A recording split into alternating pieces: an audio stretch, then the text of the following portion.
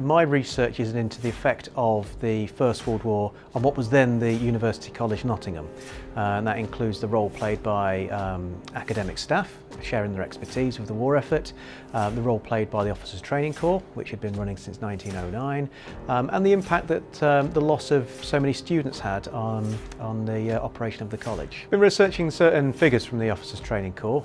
They include Thomas Porteous Black, who was a member of staff. He was the registrar at the university, or at the college, and he was the most senior member of staff to have been killed. We've also been looking at some of the more interesting backgrounds of people at the Officers Training Corps, and that includes the Vesselhurft cousins.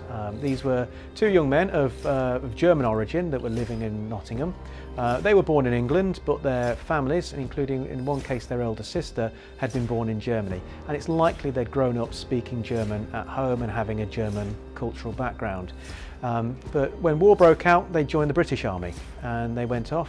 One was with the Sherwood Foresters, another one I believe was in the Durham Light Infantry, and they were killed almost exactly a year apart from one another. A lot of people talk about remembering the First World War. What I'm interested in is people discovering about the First World War. And over the course of the past 4 years, when we've gone through the centenary period, and every year around November, people are interested in the fact that so many people gave their lives. I'd like to encourage people to discover more about what those lives were like. Not just those that were killed, but those that came home as well. The First World War and the Second World War are almost unique events in history, and they're unique because they were so participatory. They're an element of huge historical importance in which ordinary people played a very significant role.